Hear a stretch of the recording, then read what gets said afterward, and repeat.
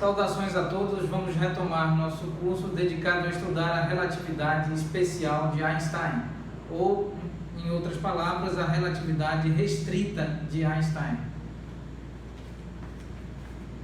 Muito bem, durante as aulas anteriores nós fizemos um resumo, por assim dizer, uma breve abordagem sobre a relatividade de Galileu, né? Consideramos dois referenciais inerciais, um em relação ao outro, e então analisamos também para um referencial acelerado em relação a um primeiro referencial em repouso, por exemplo.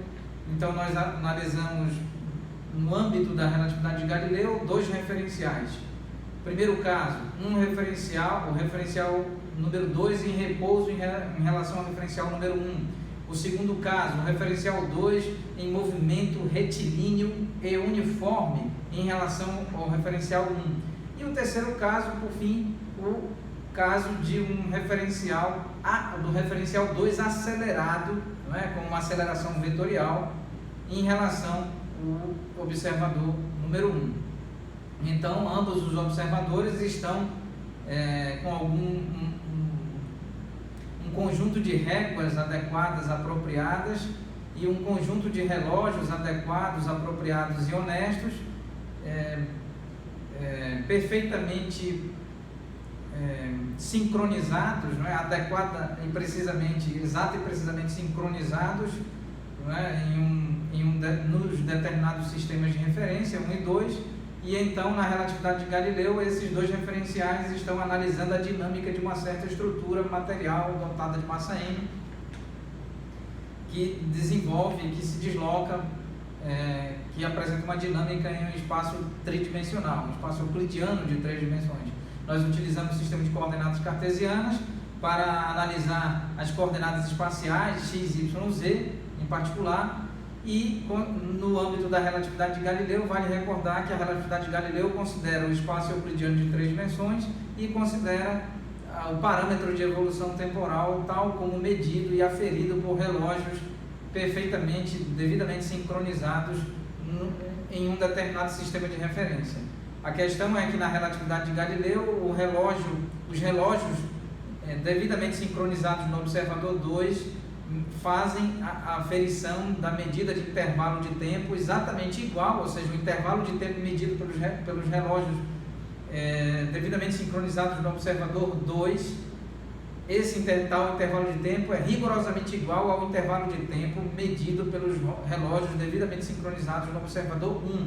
E o parâmetro de evolução temporal é um parâmetro de evolução, é um parâmetro matemático do qual depende as coordenadas espaciais x, y e z, no caso de coordenadas cartesianas. Então nós temos um espaço euclidiano de 3 dimensões e um parâmetro de evolução temporal associados aos relógios devidamente sincronizados no sistema de referência, e então nós temos toda a aferição da dinâmica de uma estrutura material clássica dotada de massa m.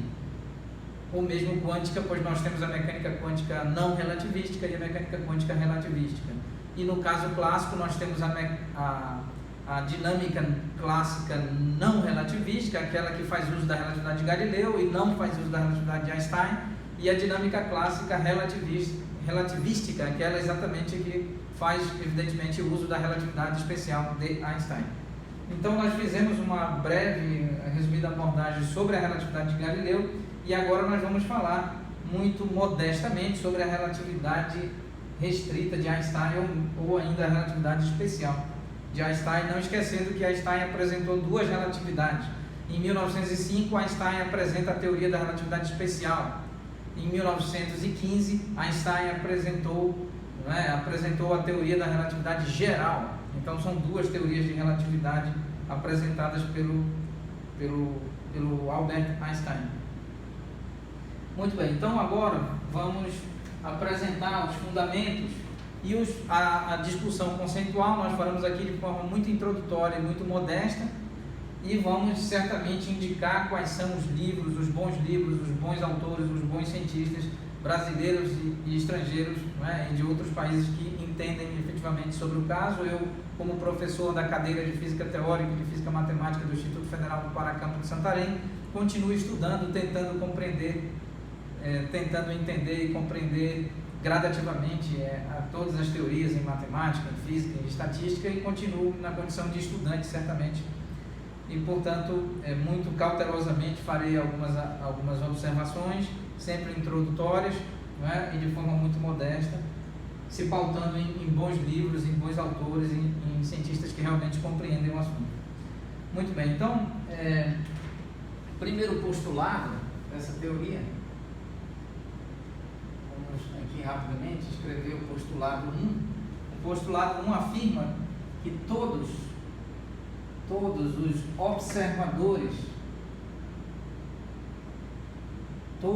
observadores inerciais são equivalentes. Todos os observadores inerciais são equivalentes.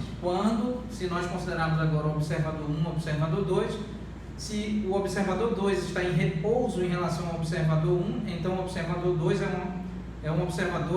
é um referencial inercial em relação ao observador 1. Se o observador 2, no segundo caso, está em movimento retilíneo e uniforme, ou seja, com velocidade vetorial constante, tanto em direção, quanto em sentido, quanto em módulo, então nós temos também o caso em que o observador 2 é um referencial inercial em relação ao observador 1. Muito bem, então esses são os dois casos possíveis onde os observadores são inerciais um em relação ao outro. Quando que o observador 2 é do tipo não inercial em relação ao observador 1? Quando o observador 2 está acelerado, com uma aceleração vetorial diferente de zero vetor e cujo módulo da aceleração vetorial é diferente de zero. Então, nesse caso, então nós temos dois referenciais do tipo não inerciais entre um em relação ao outro.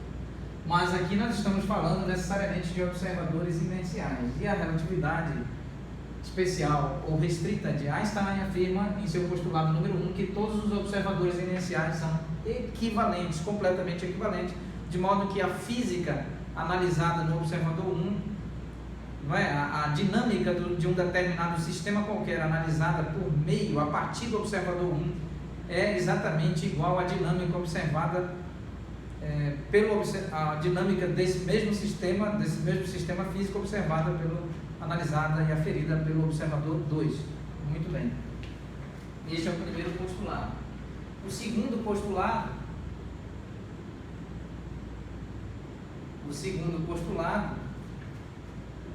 afirma que a velocidade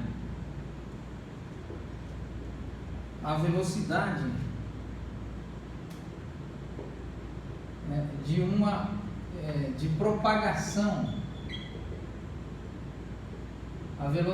propagação de uma onda eletromagnética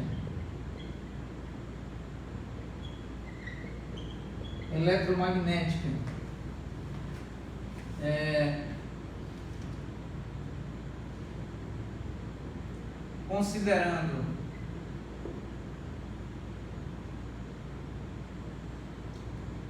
a velocidade de propagação de uma onda eletromagnética é rigorosamente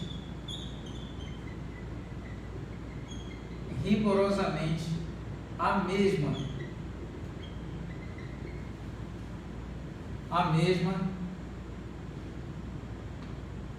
em todos ou em relação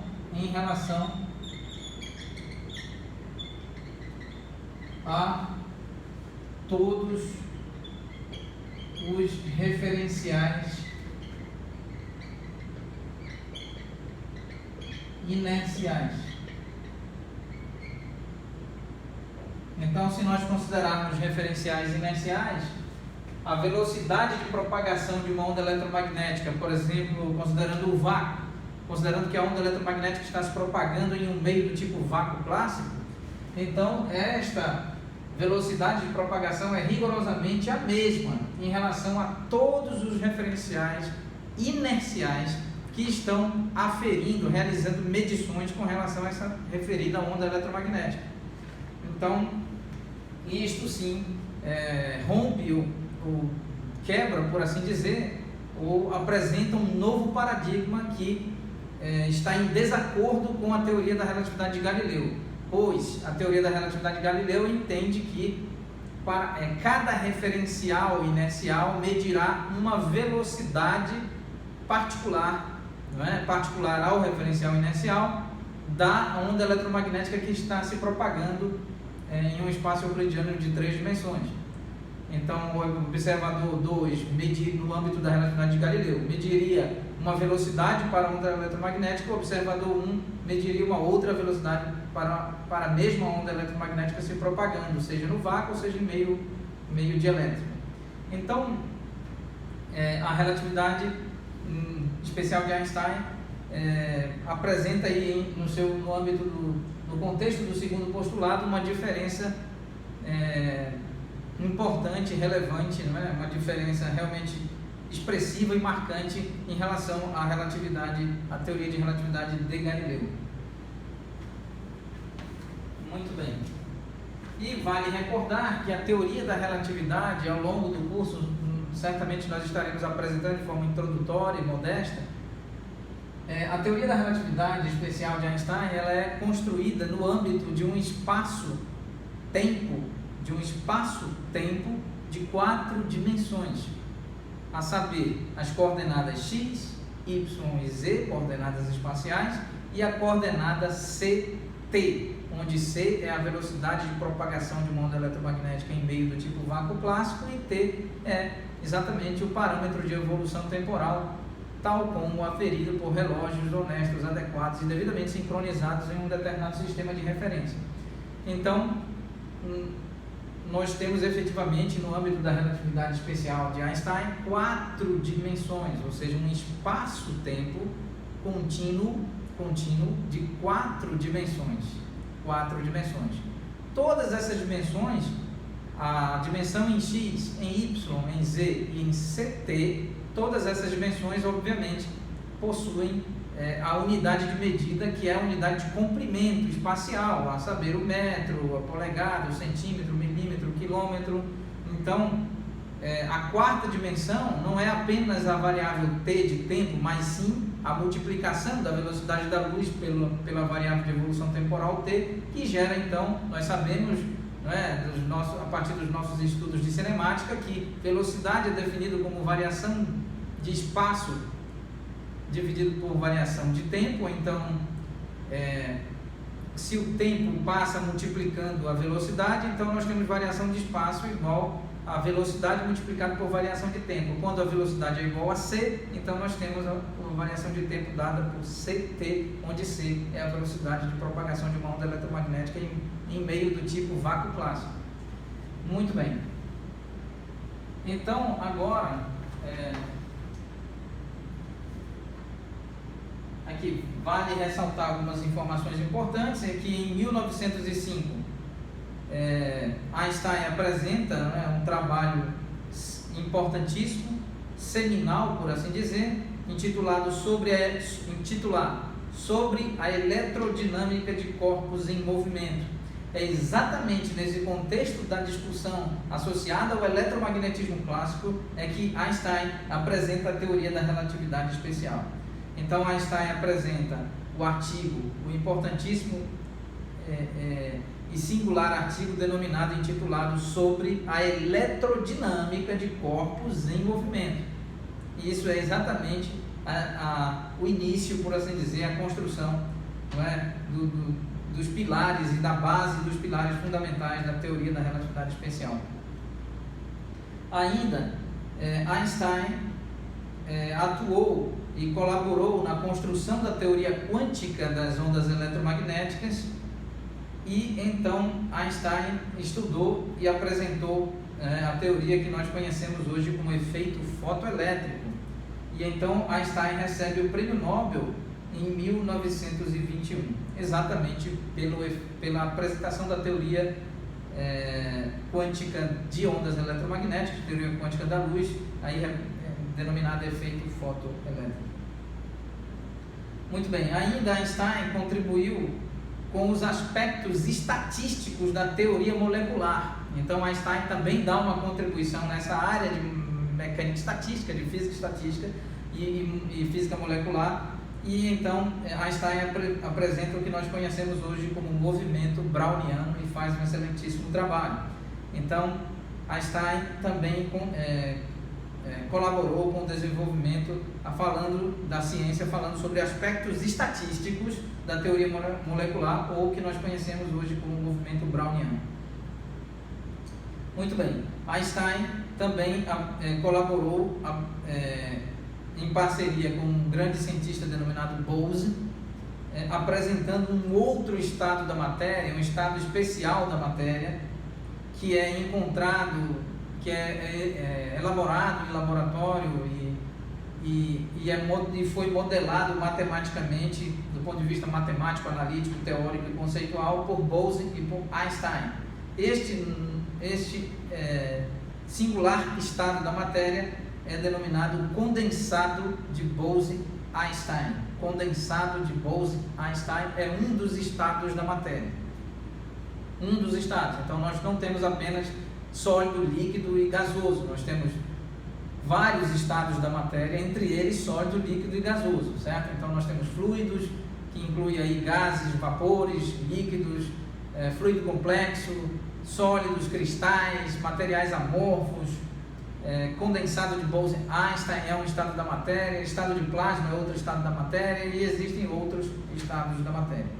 E, por fim, em 1915, Einstein apresenta de forma magnífica a teoria chamada teoria da relatividade geral. Então, resumindo, Einstein apresentou a teoria da relatividade especial e a teoria da relatividade geral. Muito bem.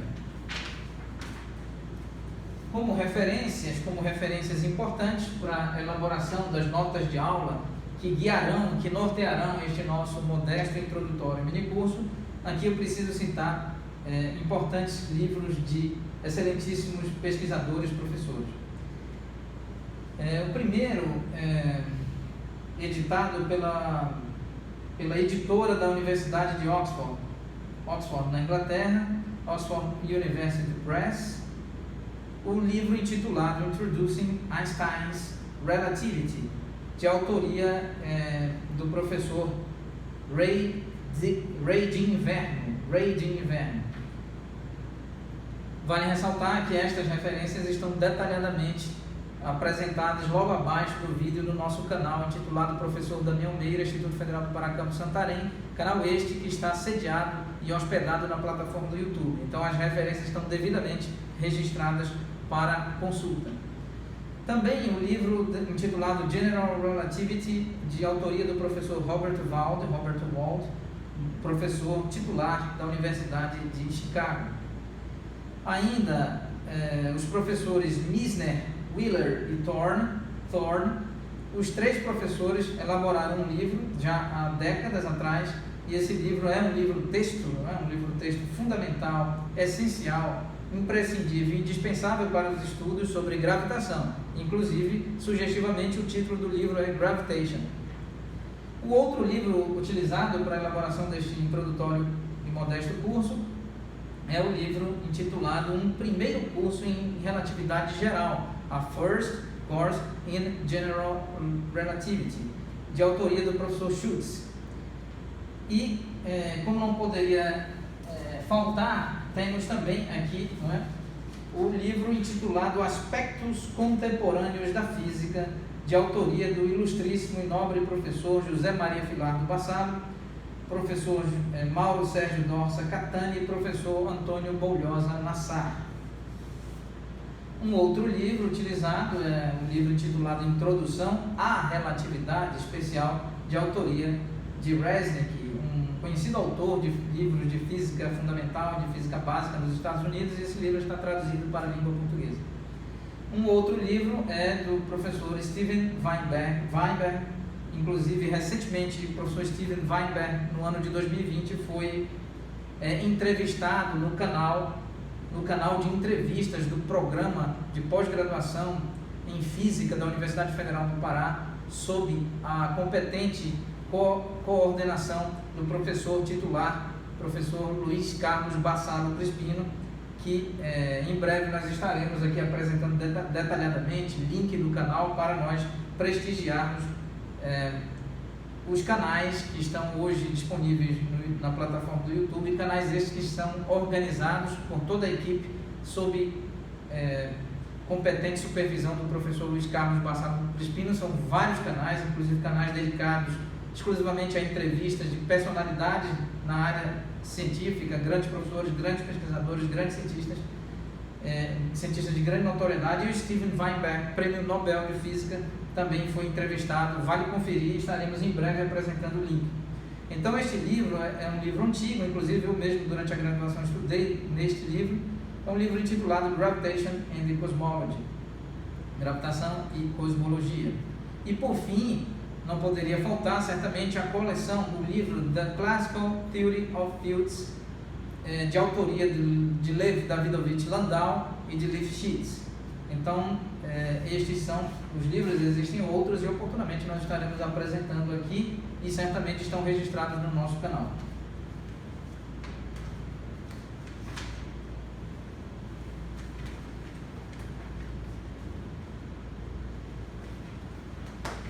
Muito bem, esta aula com algumas apresentações indispensáveis, nós apresentamos aqui objetivamente o postulado 1 e o postulado 2, e sabendo que a relatividade, reiterando que a relatividade especial de Einstein trabalha no âmbito de 4 dimensões, certo? De 4 dimensões. Então nós vamos, durante a próxima aula, continuar nosso trabalho de forma introdutória e muito modesta. Agradecemos a atenção de todos, muito obrigado.